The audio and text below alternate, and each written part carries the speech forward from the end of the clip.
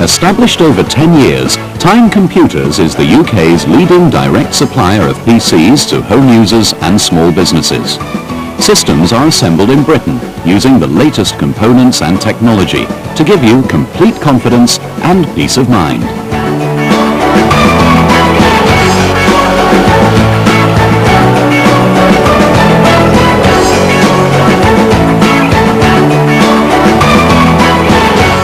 Hello, welcome, and thank you for buying your new PC from Time Computers. Time's aim is for you to get the best possible benefit and enjoyment from owning a PC. So in this video, we'll show you everything you need to know about your new computer. The program lasts about an hour, but it's divided up into sections. Now, if you're a beginner, we suggest you watch the whole video before you start using your PC. If you're a more experienced user, you may not need to watch all the sections, but you may find that some of them are useful to familiarize yourself with features you might not have seen before. Now, with the help of the menus, you should be quickly able to find the sections you want. We'll show you what to do when your PC arrives and how to connect all the pieces of hardware together. Then, we'll take you through the procedures for when you use your PC for the very first time.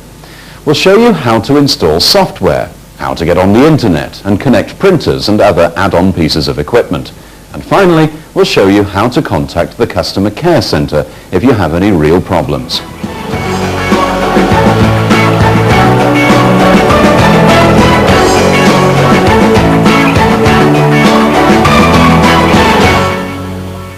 The chances are that you're watching this program before your PC has arrived. So in this section, we'll show you what to do when it's delivered.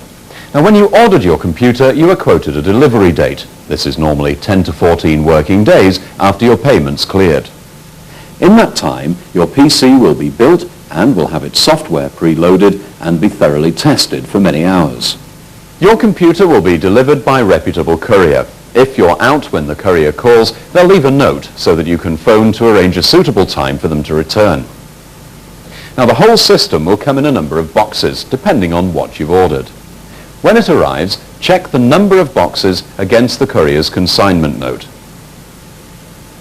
Make sure too that there's no external damage to any of the boxes. If you have any problems, contact the customer care center. We'll show you how to do that later on. Take the boxes into the room where you'll be using your PC. As you unpack the boxes, check that you have all the bits and pieces. This will depend on the system you ordered, but in general, in the main systems box you should have the system unit, the keyboard, a mains lead, and the mouse. There'll also be the information file, a binder containing documentation and software which relates to your system. The monitor box will contain the monitor, its stand, and power cable, unless this is also in the main system box, and a user manual. Any additional hardware and software, such as speakers, a joystick and CDs, will be in the accessories box. The invoice will normally be in this box as well. Also included is your Windows 98 CD. Your PC comes with Windows preloaded and ready to use, so this CD is just for backup purposes.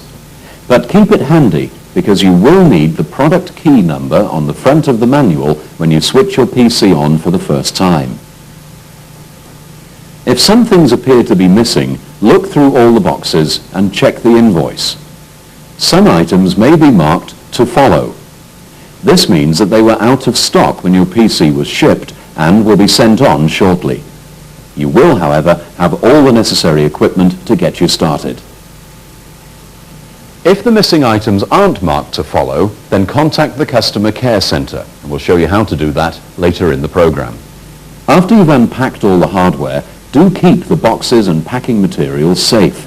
You can then use them again if you need to move the PC or return it for an upgrade or repair.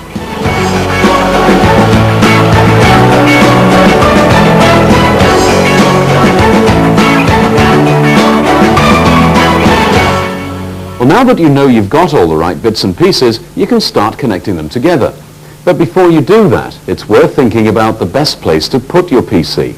So, here are a few do's and don'ts. The PC should stand on a hard, flat surface with plenty of room around it for all the cables and accessories. Obviously, you need to make sure there are enough power points handy and a telephone socket so you can use the modem. And finally, don't place the PC in direct sunlight or near a radiator or other heat source. Okay, so when you've chosen a good spot, you can start putting your PC together. You can have the system unit under the desk, but most people prefer to place it next to the monitor. The monitor should be attached to its stand, by the way. All the pieces of hardware, your keyboard, mouse, joystick, and so on, plug into the back of the system unit. Most of the cables will be connected into this connector panel.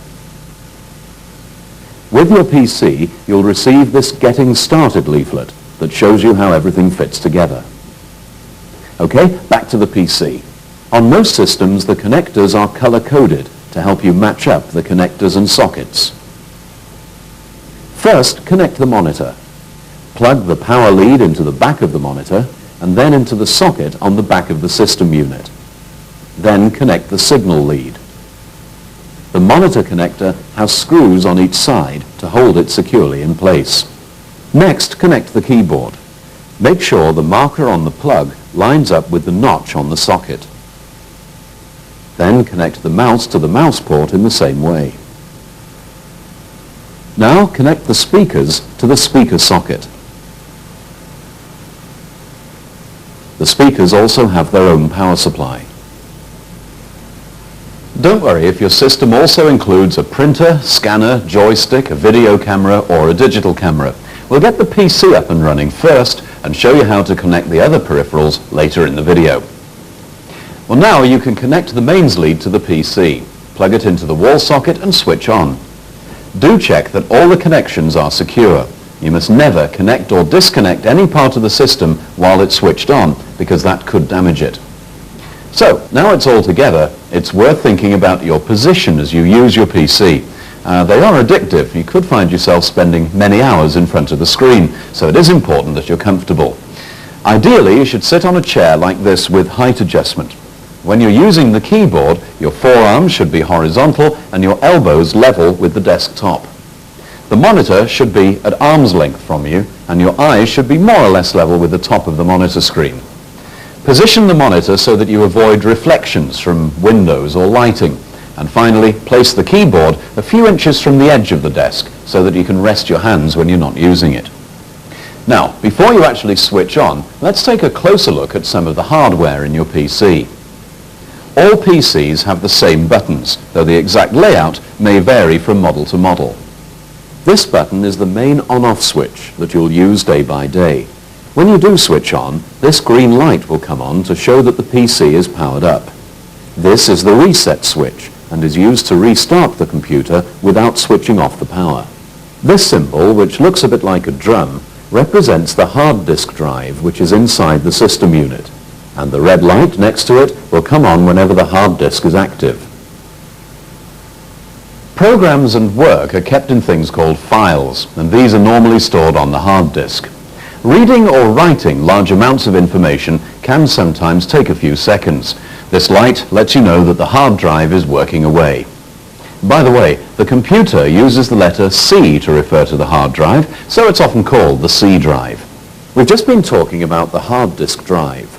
On the front of the system unit, you'll see this floppy disk drive. Floppy disks are enclosed in these neat plastic covers, and they're used to store work files and for making backup copies of data.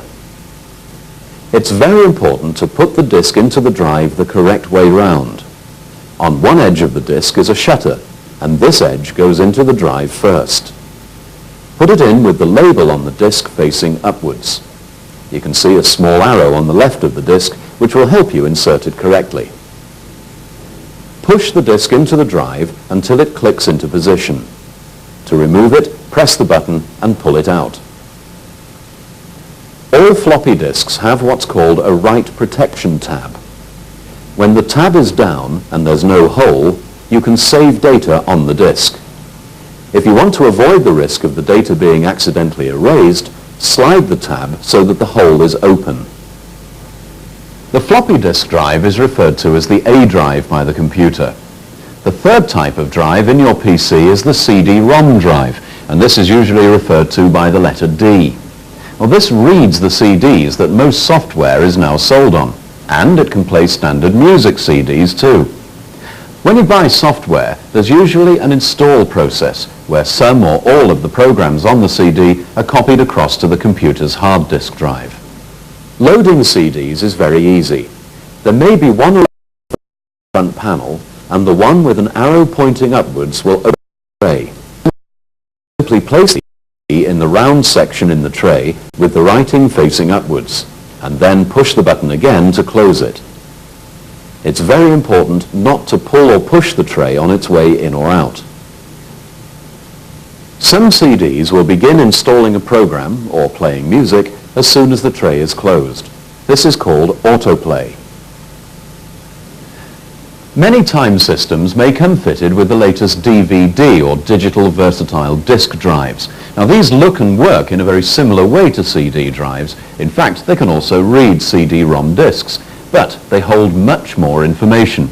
Now this means that DVD-ROM disks can contain full-length movies and even more exciting games and comprehensive multimedia programs.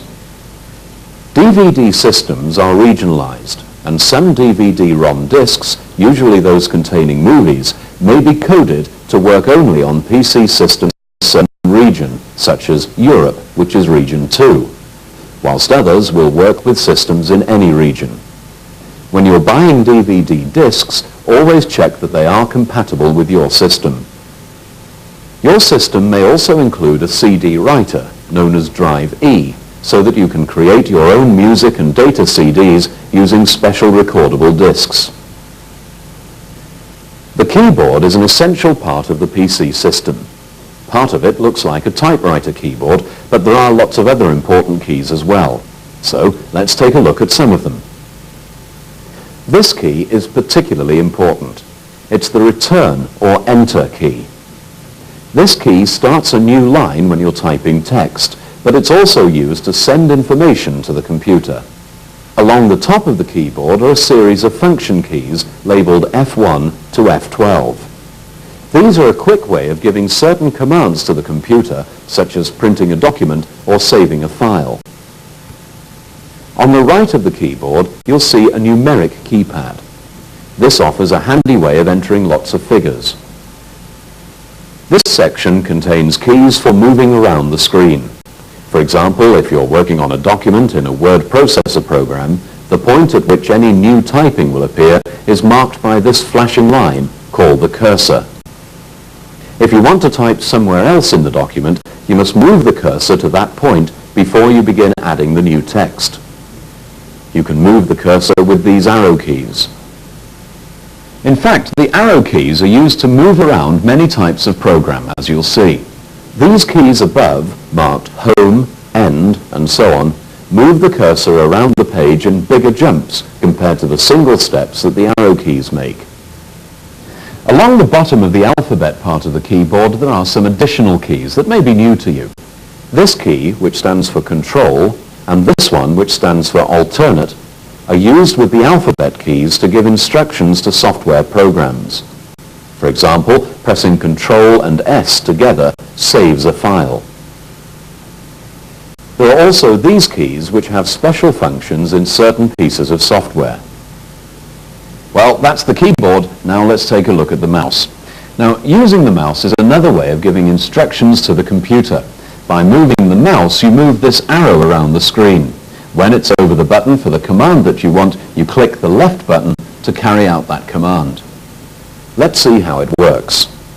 You hold the mouse like this, and by sliding it around the mouse mat, you move the arrow on the screen.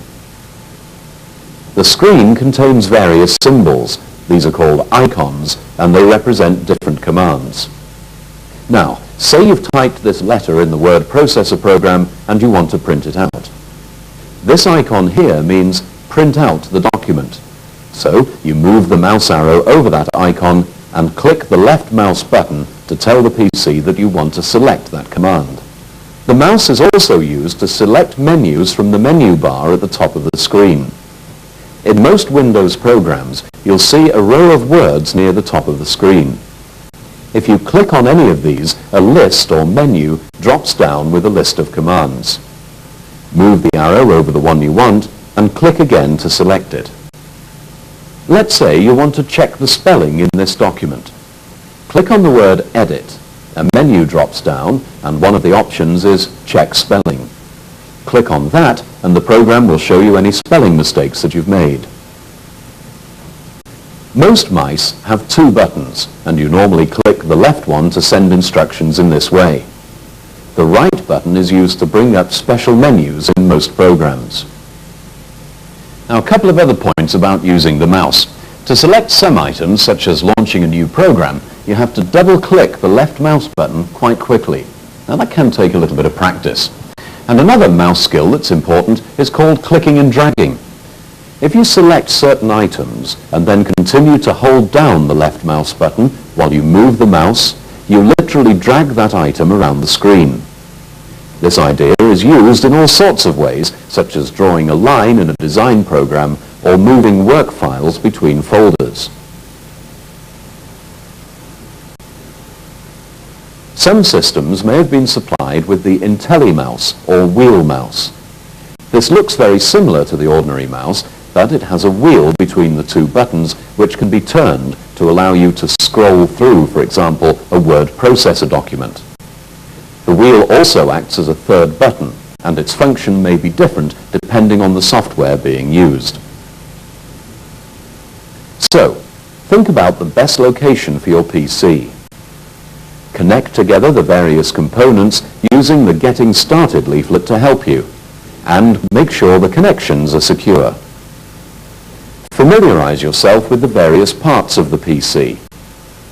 You've normally got 3 drives on your machine: the hard disk or C drive, the A drive, which is for floppy disks, and a D drive, which is either a CD-ROM drive or a DVD-ROM drive. If you have a CD writer too, this will be drive E.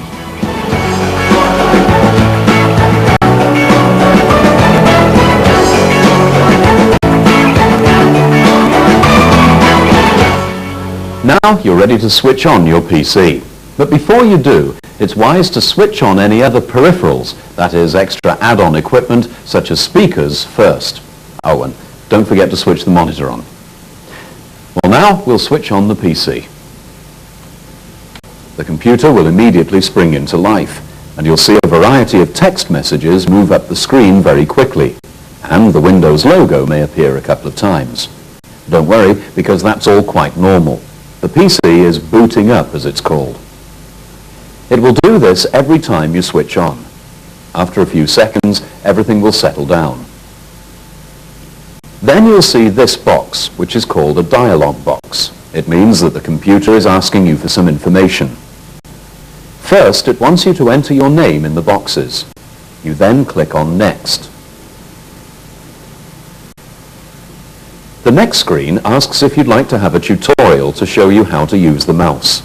Press M if you want to have that lesson, but if you're happy about using the mouse, press the Escape key in the top left of the keyboard.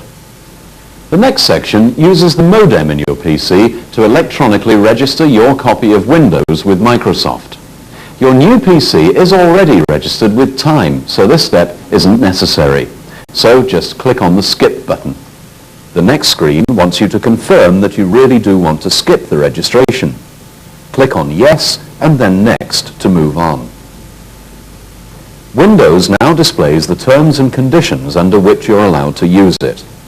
When you're ready, click on I accept and then Next. Now you're asked for your product key. This is a unique series of numbers and letters that's used to register your copy of Windows. The key can be found on the Windows CD package that was supplied with the system. Take care to type it in exactly as it appears. That's all the information that Windows needs. Click Finish and restart the computer. It starts up again, but this time using the information that you've given it. Okay, the PC is up and running again. Now it wants you to make a recovery diskette. You're supplied with an orange diskette like this for this purpose.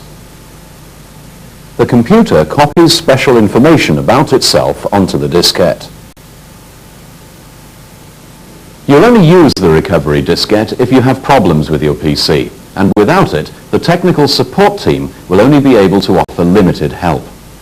The recovery disk, along with the special reload CD supplied with every PC, can help you fix a whole range of problems and may save you the trouble and expense of having to return your PC. So it's very important that you make the disk. You can find details of how and when to use the recovery disk in the user manual. And when you've made the disk, keep it somewhere safe and don't use it for anything else. When you've done that, the PC will want you to restart it again by pressing any key. Okay, all that happens when you first switch on. But what about when you switch on in the future? Well, after a few seconds, it will give you a choice with this menu. Do you want to boot up into Windows, as you would normally want to, or do you want to boot up into DOS? DOS is a different operating software and gives you special memory configurations. You really only use it if you were playing some older games. As I said, normally you choose the Windows option, and if you don't choose either, the computer will automatically go into Windows after about 15 seconds. And when the PC starts again, you're ready for the final step, registering your PC and signing up for your free Netline Internet account. You'll get your own email address and free access to the Internet. You must complete the procedure to register for your standard identity and to ensure full support from our service staff. You'll be guided through a series of screens that ask a few simple questions. You'll need your Time account number handy. It can be found on your invoice. Also, make sure your computer's connected to a phone socket before you start this procedure. The Getting Started leaflet and the user guide has more information on registration and Internet sign-up. Once completed, you'll be able to surf the net and send and receive email. And that's it. Your PC is now set up and ready to use. But before you start really using your computer, there are a couple more safety procedures that you're advised to make. The first is to make another diskette, this time a Windows startup disk. If ever you have problems starting Windows, you can use this diskette to boot up from, and Windows will start using the settings on that. Now this Windows disk is different from the recovery disk that we made earlier, and you should remember to make both. To make the diskette, take one floppy disk and put it in the disk drive. Click on the Start button, then click on Settings and Control Panel. Then double-click on Add or Remove Programs and select Startup Disk. Then click on the Create Disk button. The PC will write the necessary data onto the diskette. When it's done that, take it out, label it, and keep it in a safe place. Well, that's the end of the special setup procedures for the first time that you switch on. So, when you start for the first time, you'll be asked for some information, including the product key, so make sure you have the Windows 98 pack handy. You must make a recovery disk using the orange diskette and keep it in a safe place. Then you sign up for your free Internet account. Also, make a Windows disk and keep that safe too. Don't use those disks for anything else. Now, if you have some problems with the startup, here are some things to look at. First, check that all the cables are properly connected. And make sure that everything is plugged into the mains and that the mains power is on. If the PC makes a constant bleeping noise when you switch on, make sure there's nothing resting on the keyboard. If you get stuck at this screen, check that the mouse and keyboard cables aren't the wrong way round. If a message appears that says invalid or non-system disk, it means there was a floppy disk in the drive when you switched on. Take it out and press any key. If you can't see anything on the display, check that the monitor is plugged in and switched on. Check that the cable from the PC is connected correctly. Try adjusting the brightness and contrast controls. If just some of the screen is visible, you can adjust the display using special controls. You'll find all the instructions in the monitor's manual.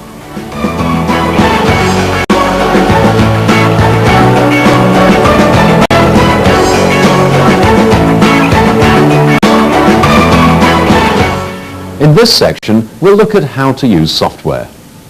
When your PC has booted up and the Windows program has started, you'll end up with a screen like this. There's a patterned background with some small icons down the left-hand side. This whole area of the screen is called the desktop. It's where you'll do your work. These icons represent programs or folders containing groups of programs. And if you double-click on them, you launch those programs. But there are a couple of special ones to look out for. If you double-click on My Computer, you get this. These icons represent all the parts of your computer. Remember that the hard disk drive is called C. If you double-click on the C drive, you'll see these rows of folders. Folders are just that. If you imagine your hard disk drive as a big filing cabinet, these folders group individual files together. You can see here a folder called My Documents. Double-click on that and you can see all the documents that have been created. Now this is the recycle bin. When you want to erase or delete a file, you can simply drag that file over the bin and it'll be deleted. If you double-click on the recycle bin, you can see what you put in there, and if you decide you need it again, you simply drag it back. To get rid of files for good, you must empty the recycle bin, and we'll show you how to do this later in the program. That's the desktop. There's also this bar along the bottom, which is called the taskbar. You can see here on the right there's a clock. Moving across, there are these buttons. These are called quick launch buttons. You click these once to launch certain programs. This one, for example, launches Internet Explorer, which you use to view pages on the Internet. And finally, here on the left is a button which says Start. Now, this really is your starting point for opening programs so that you can do your work. So, move the mouse pointer over the Start button and click. This menu pops up, and as you can see, there are a number of options. Now, say you want to draw a picture. First of all, you need to start the Paint program, because this is the software that you'll use to draw the picture. So, take the mouse arrow onto the word Programs on the menu. You'll notice that some of the items have a black arrow beside them, and this means that there's a sub-menu underneath them. When the arrow is over the word Programs, the sub-menu pops up. Here you can see several icons, and these represent programs. Some of the programs are grouped together. You can tell this because this icon denotes a group, and beside the name of the group there's another small arrow, which of course means that there's a sub-menu. You need to select the Accessories group. The sub-menu appears, showing the individual programs. Then click on Paint to launch the Paint program. As you can see, the Paint program appears on the desktop, already with a blank window for you to start drawing your picture. You've probably noticed that the programs appear in boxes on the desktop. These are called windows, and are what Windows is all about. By putting your mouse pointer over the colored bar at the top of the window, holding down the left mouse button, and then moving the mouse, you can drag the window around the desktop. If you place the pointer over the corner of the window, it changes to this double-headed arrow. Again, hold down the left mouse button and move the mouse, and the size of the window changes. If you look in the top right corner of the window, you can see these symbols. The cross on the right closes the program. This one is called the Maximize button and makes the window fill the desktop. When this happens, it changes to these two windows, and when you press that button, it goes back to its original size. This one is the Minimize button.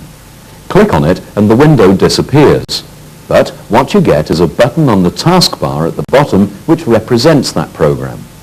Click on that and the program comes back. Now, why is this so important? Well, it becomes really useful when you're using more than one program, because with Windows you can run several programs at the same time. This is called multitasking. You've got the Paint program running. Now, let's say you want to open another, a word processor perhaps. You do this in exactly the same way. From the Start menu, choose Programs, Lotus Smart Suite, and from this group of programs, choose Word Pro, which is a word processor. When Word Pro opens, click Create a Plain Document to work on. Now you can resize the window so that you can see both the Paint program and Word Pro, and Word Pro appears in front of Paint. The bar at the top of Word Pro is colored. That means that this is the active program. If you want to work in the Paint program, you just click in a bit of the Paint window that's showing. It jumps to the front and it becomes the active program. By resizing the windows, you can see both of them at the same time. You'll notice that you now have two buttons on the taskbar, one for Paint and one for Word Pro. By clicking on each of these, you can also select the one that you want. Now, everything we said about the windows that the programs appear in also applies to the windows that work appears in within programs. So here, there are two documents open in Word Pro, and you can move between them in the same way. You'll notice on the Start menu, there's the word Help. Well, one of the great things about PCs is that you're never very far away from help when you need it. If you click on Help, you'll see this dialog box, which lets you select help topics under chapters, or an index, or you can even type in the word that you want help about, and it will come up with detailed explanations telling you what you need to do. Selecting Help from this menu gives you help on working Windows software, but most programs come with their own Help section as well. You can access this by clicking on the Help menu at the top of the screen, or by pressing the F1 key at the top of the keyboard. For a good place to learn the basics, use Time's own Windows tutorial, Tutor Pro. You can start it by double-clicking the Time Computer's support system icon on the desktop. You'll see a whole range of topics that will help you to learn the terminology, demonstrate the main features of Windows, and show you how to do many of the most common Windows tasks. You can find out how to navigate your way around the files and folders on your disk drives, make backup copies of your data files, create shortcuts to programs, and even change the appearance of your Windows desktop. If you're new to computers, Tutor Pro is a great way to start learning. Now, what if you buy some new software and want to use it on your PC? Well, you have to go through an installation procedure.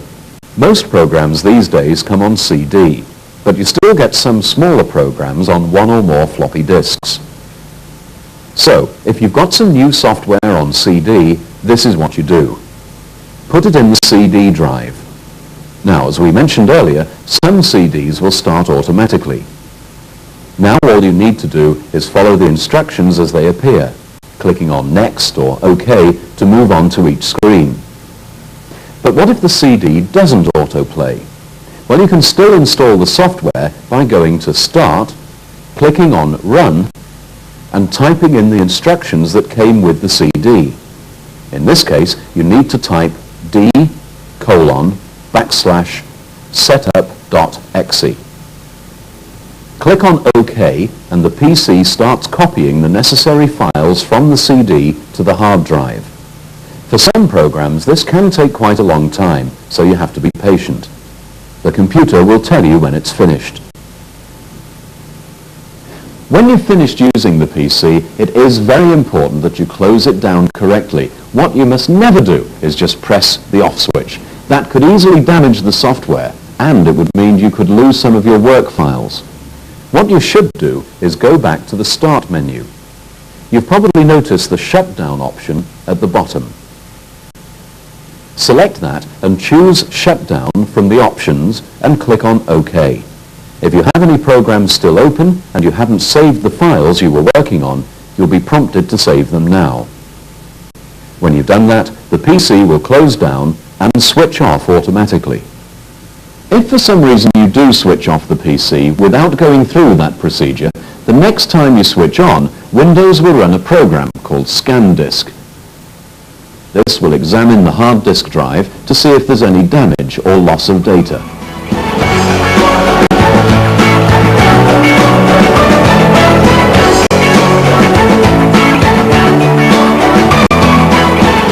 Well, now that your PC is up and running, we're going to take a look at the other pieces of hardware that are connected to it.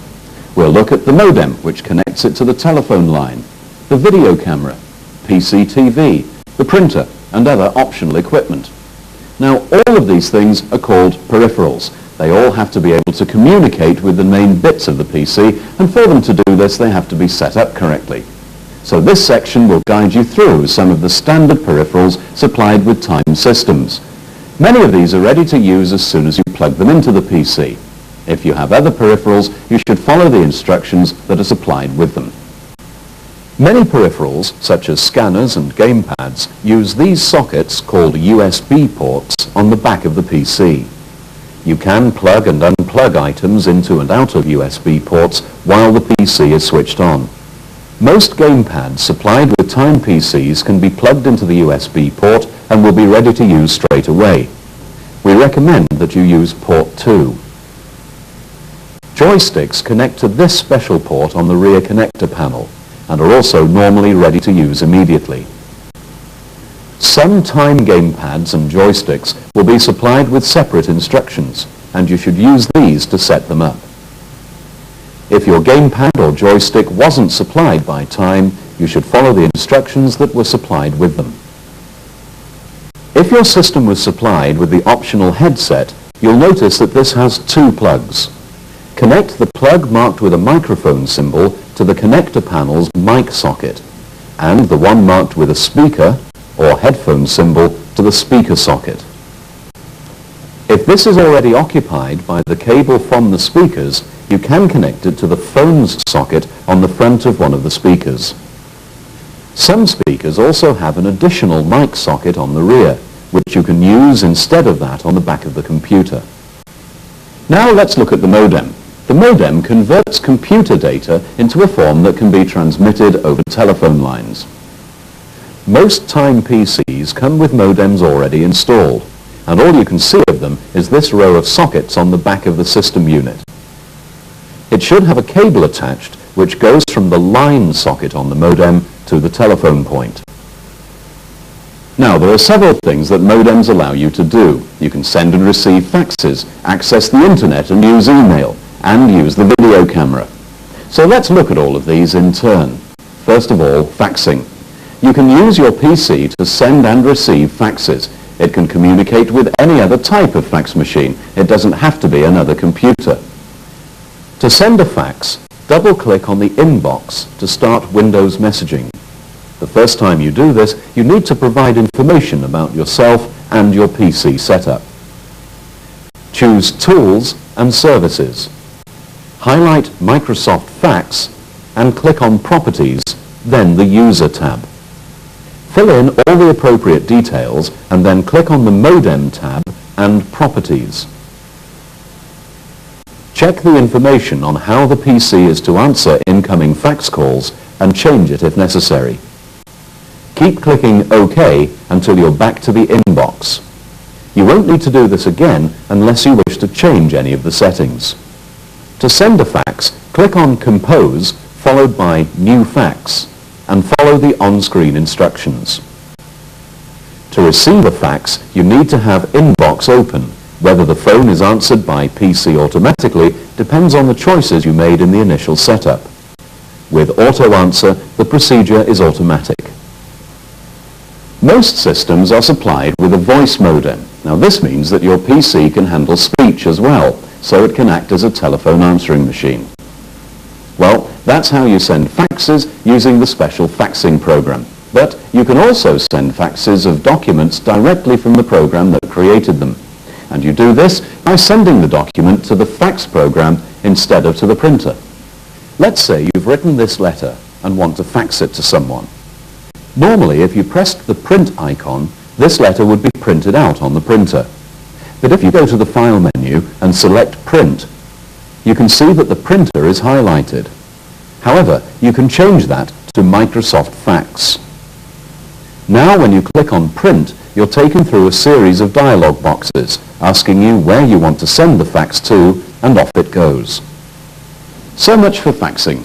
We said that you can also use your modem to connect to the internet. You need two main pieces of software. First, a web browser.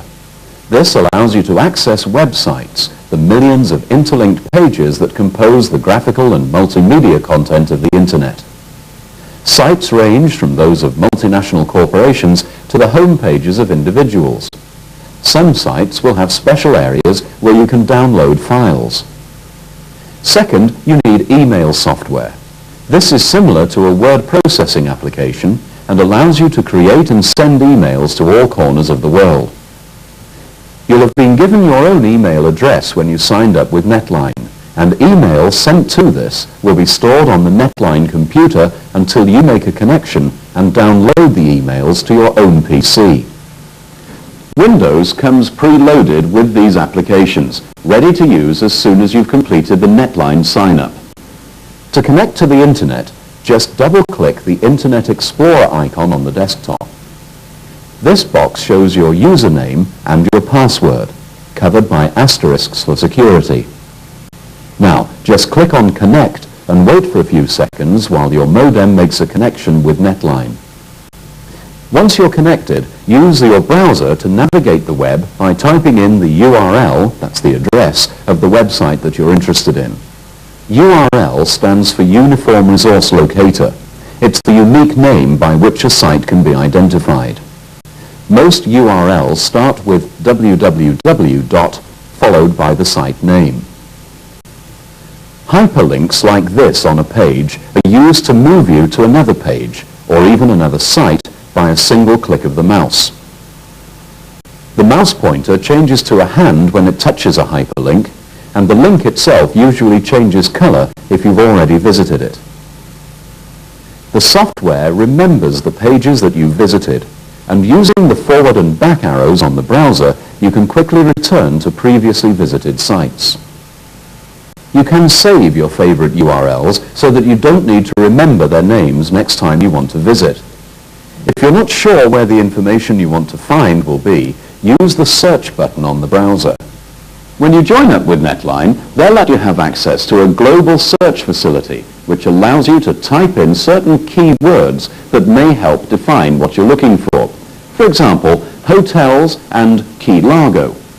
The search program will then sift through literally millions of websites for those keywords and will present you with a list of matching sites. And all this takes only a few seconds. Every time you connect to Netline, the first page you see is their home page.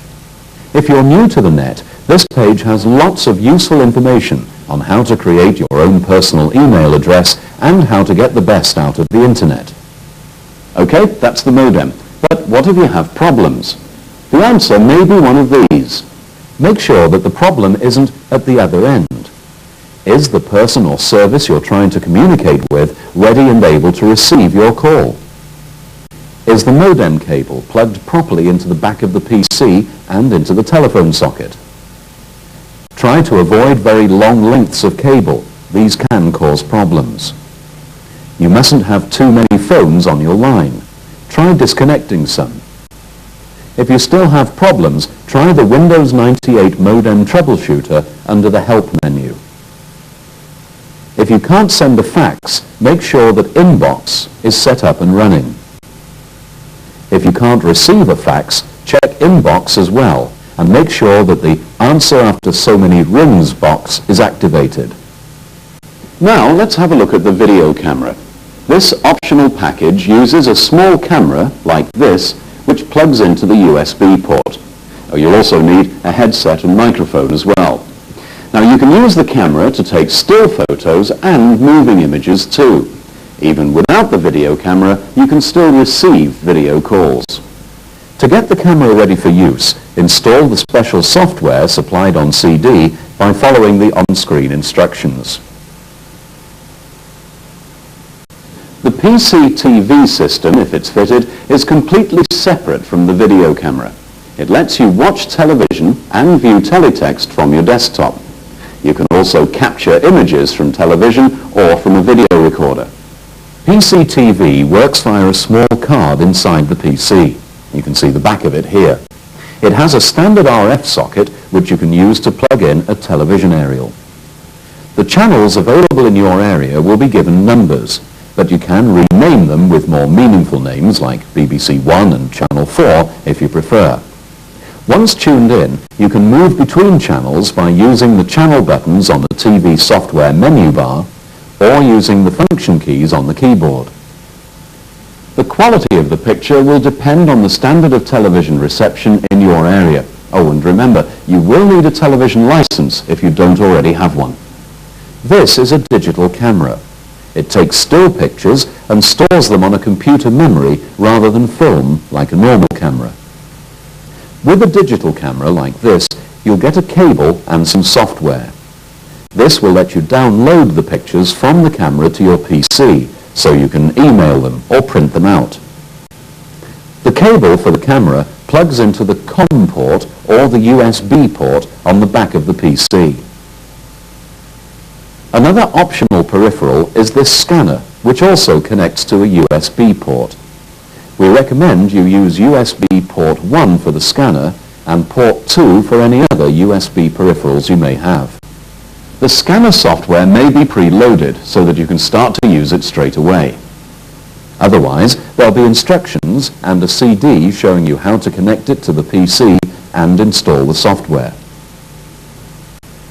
Now finally, in this part of the program, we'll look at printers. Now the printer's job is quite simple. It produces a paper output of any work that you've created on the PC, whether that's a letter, a chart, or a picture. You need to connect it to the printer port on your PC. That's this one here. All printers should be supplied with their own software and instructions, which you should follow to get them connected and installed. You'll need a printer cable too if you didn't order one with your PC system. As an example, let's see how you'd install this Epson printer. It comes with a CD containing all the necessary software. Start with both the PC and the printer switched off. Carefully unpack the printer, making sure that you removed all the packing material.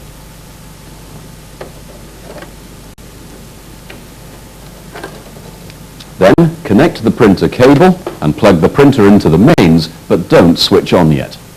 Switch on the PC, insert the CD in the drive, and the disc will autoplay, presenting you with a menu from which you choose Install.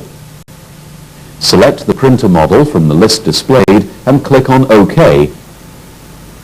This printer comes with its own help software too, and you should install this on your computer by clicking on OK, then on Next, as you move through the screens to complete the installation. If prompted, restart the PC and switch the printer on. If you have problems printing, check the obvious. Is the printer plugged in and switched on? Is the printer cable connected correctly? Is the printer online? Is there an ink or toner cartridge in the printer, and is there some paper loaded? Read through the printer manual if you're unsure how to do this. If all that's okay, try a self-test on the printer. It will tell you how to do this in the printer manual. If this is okay, check that the printer is the default printer for your system and that it's selected. This tick shows that a printer is the default. Finally, try the Windows 98 printer troubleshooter under the Help menu.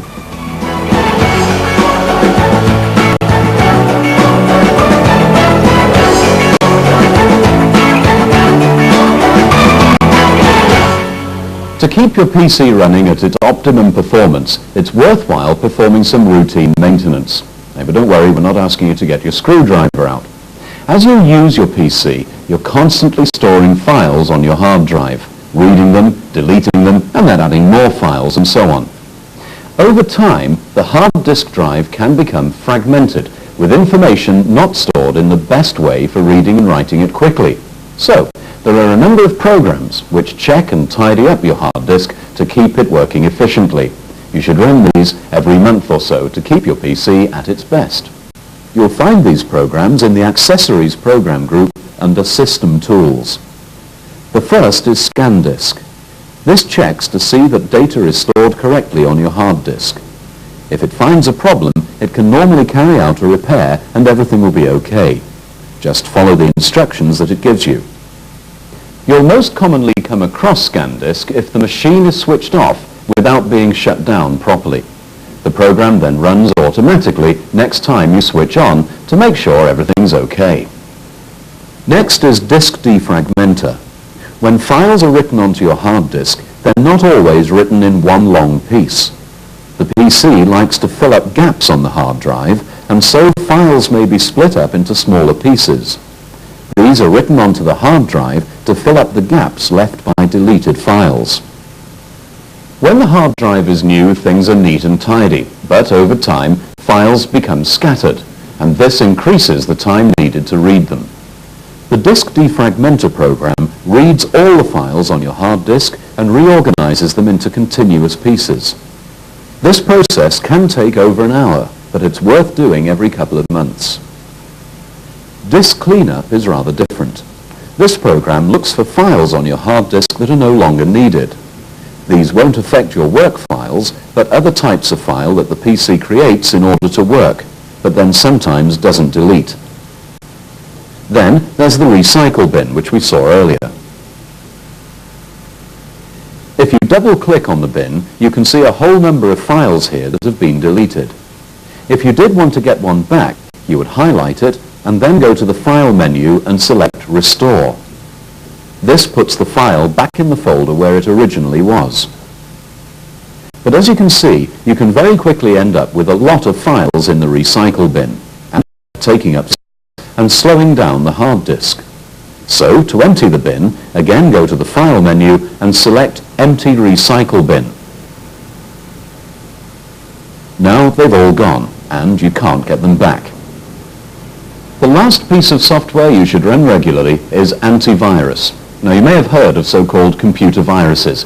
These are hidden programs that can arrive on your PC without you knowing, normally via a floppy disk or over the internet. Now, viruses affect PCs in different ways. Some cause messages to appear on the screen. Others can cause serious damage to the system. They're written by computer programmers, sometimes just as a joke, but sometimes with more malicious intention. Antivirus is a program that will detect whether there are any viruses on your system and then remove them. As we said, the most common sources of viruses are the internet and floppy disks which have been swapped between lots of machines. So, be careful about the floppy disks that you allow into your PC. Floppy disks and CD-ROMs from reputable companies will usually have been checked for viruses. But if you've used any that you're not sure about, it would be worth running antivirus to keep your system clean.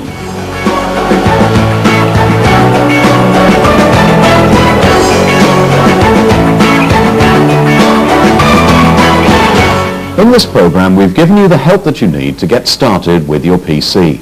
Now, it may help you to watch parts of the program again in the future to refresh your memory. And don't forget the user guide, which gives more detailed information about the topics that we've covered. If you do have more serious problems, Time is here to help. Depending on the nature of the problem, there are a number of telephone support lines for you to call. If you bought one of the Time Cover extended warranties, there are priority helplines. The numbers for these will be printed on your invoice. If you have a problem in the first 30 days after you've received your PC, you should call this special number.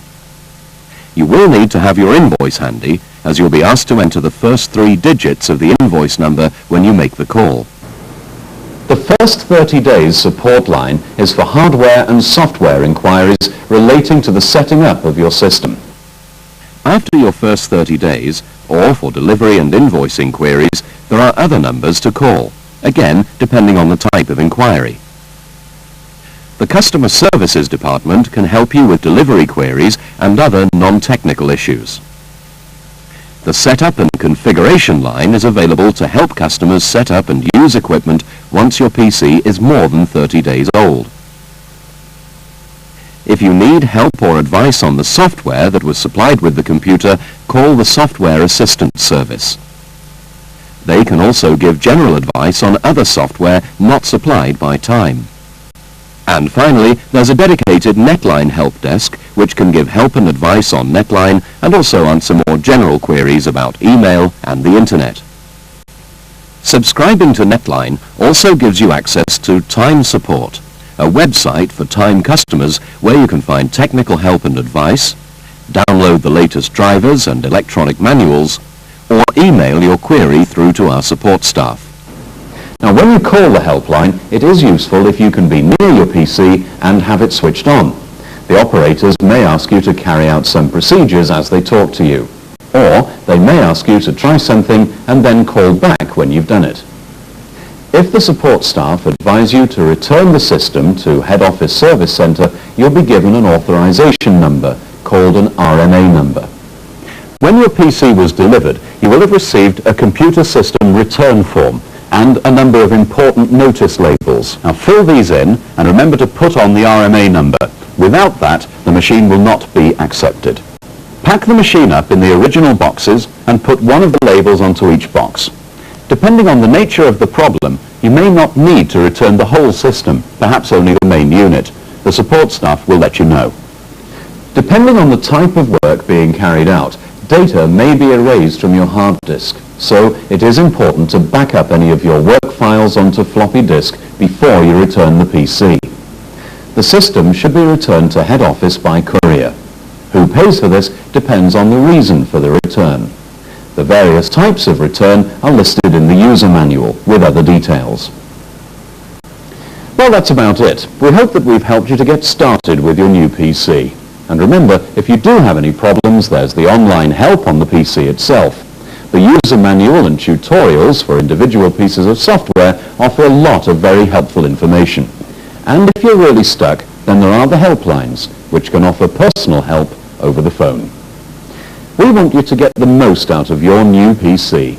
By taking time to get to know your machine a little better, you should have many years of enjoyment. Thanks for watching.